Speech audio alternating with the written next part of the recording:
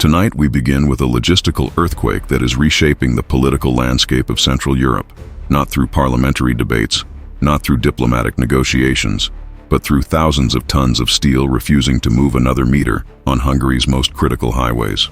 A blockade that has transformed Europe's transportation arteries into monuments of defiance. A protest that for the first time in Viktor Orban's 14-year reign has demonstrated something the strongman never wanted to admit. When the workers withdraw their labor, when the trucks stop rolling, when the people say enough, even the most carefully constructed authoritarian systems reveal their fatal vulnerability. What erupted across Hungary between December 14th and December 23rd crossed multiple thresholds that both Budapest and Moscow had calculated would never be breached simultaneously. And when those thresholds were crossed, when truck drivers paralyzed the capital while hundreds of thousands filled the streets with torches demanding Orban's resignation, the response from the Kremlin was not strategic confidence, but something observers are calling barely disguised panic. Because tonight, Vladimir Putin's last reliable fortress inside the European Union is not just wobbling. Its foundations are collapsing in real time. For months now, there had been signals, not official warnings from opposition parties in parliament, not formal statements from Brussels threatening sanctions, just signals that pressure was building beneath the carefully maintained surface of Orban's stability narrative. The regime has been masterful at controlling political discourse, yes, but they have been strategic in how they suppress dissent. Their tactics have followed a predictable pattern.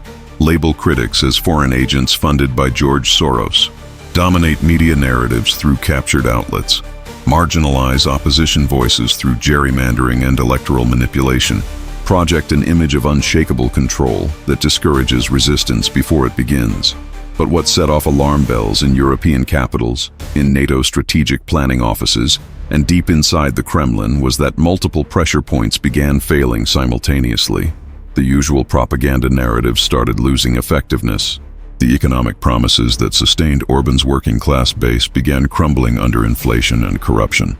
The image of the strong leader protecting Hungary from Brussels started contradicting the daily reality of struggling families. Intelligence analysts who monitor regime stability know the indicators. The sudden increase in encrypted emergency communications between government ministries, the unusual movements of riot police units toward the capital, the quiet cancellation of official events without explanation, the desperate attempts to negotiate with protest organizers behind closed doors while publicly maintaining everything is under control. All of those indicators went critical in mid-December.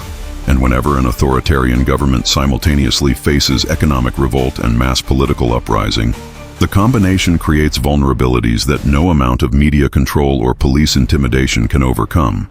For years, the conventional wisdom in Eastern European politics was that Orban had successfully insulated himself from the kind of popular uprisings that toppled other post-Soviet strongmen. His control of media too complete, his manipulation of democratic institutions too sophisticated, his ability to play Brussels against Moscow too clever, his populist appeal to nationalist sentiment too strong. But maintaining that insulation, as authoritarian leaders throughout history have learned, requires more than propaganda and political maneuvering. It requires delivering economic stability to the working class base. It requires not pushing ordinary people past the breaking point where fear of speaking out becomes less painful than the daily struggle to afford basic necessities. It requires maintaining the fundamental bargain at the heart of every authoritarian system. Accept limited political freedom in exchange for economic security and national pride. Orban forgot that bargain has limits. And on December 22nd, Hungary's truck drivers reminded him in the most devastating way possible. The M3 motorway is not merely a highway connecting northeastern Hungary to Budapest. It is the central nervous system of Central European logistics.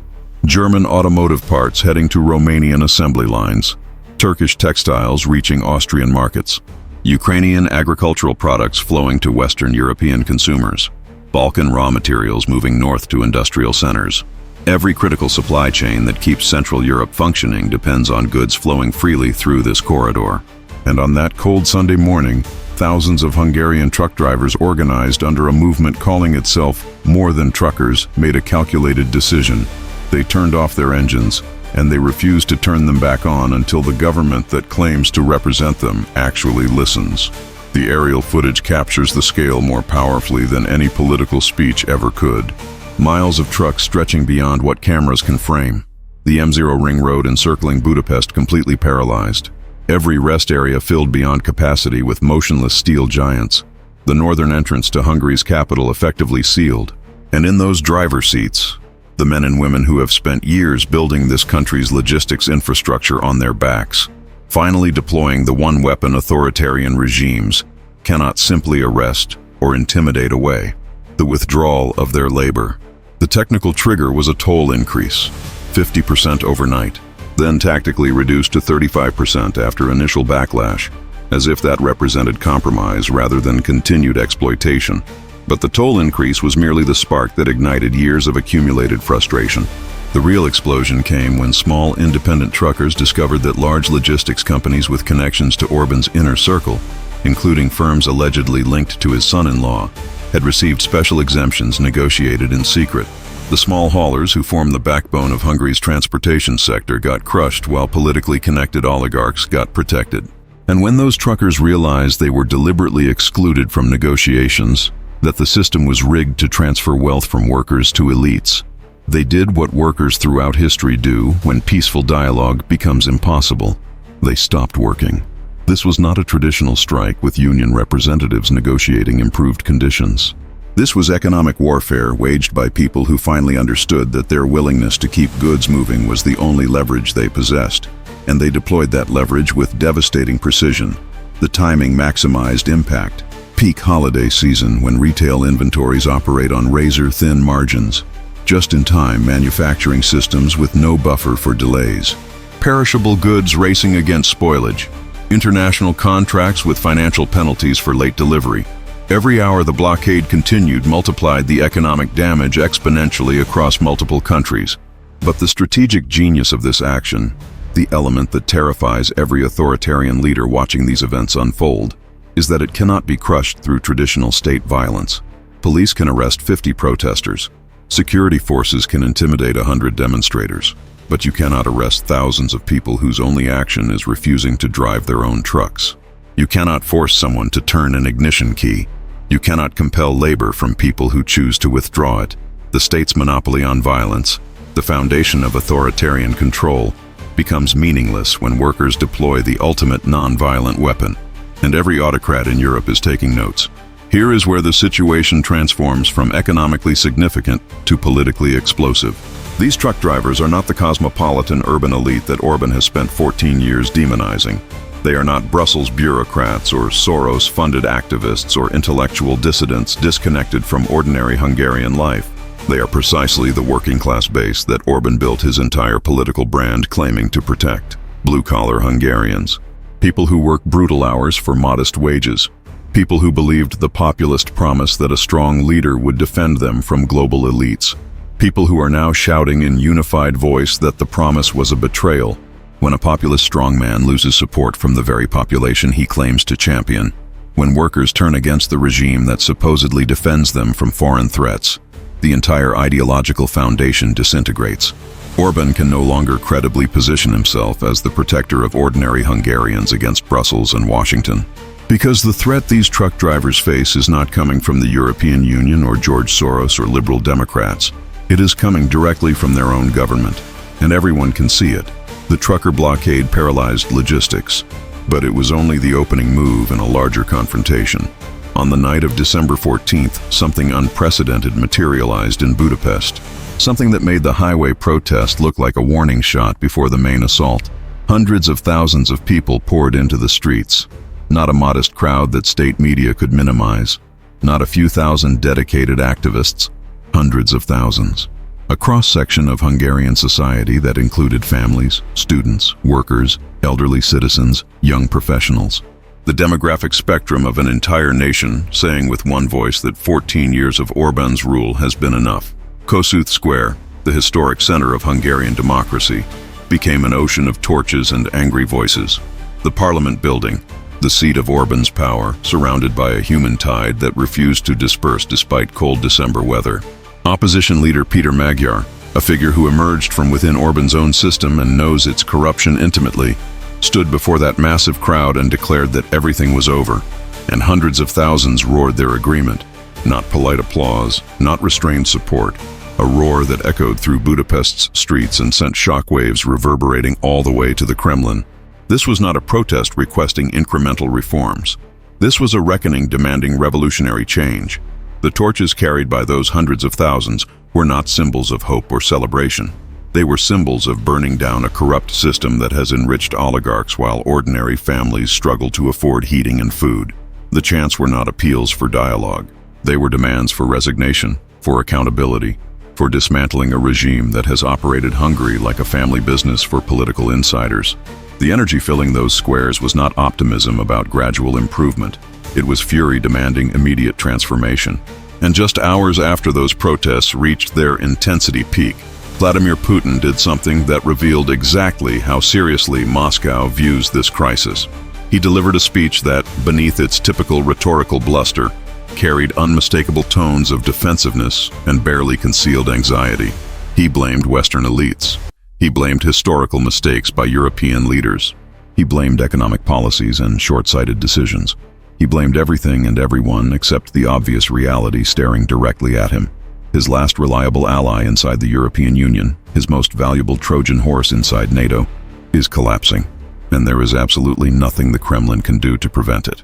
Putin's speech was revealing precisely because of what it carefully avoided mentioning.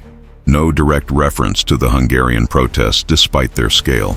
No explicit support for Orban beyond vague platitudes about sovereignty. No threats against the opposition movement despite its clear pro-European orientation. Just defensive rhetoric about Russia being unfairly blamed for problems that existed before current conflicts. This is not the language of strategic confidence. This is the language of a leader watching his carefully constructed influence network unravel in real time while desperately attempting to control narratives that are slipping beyond his control.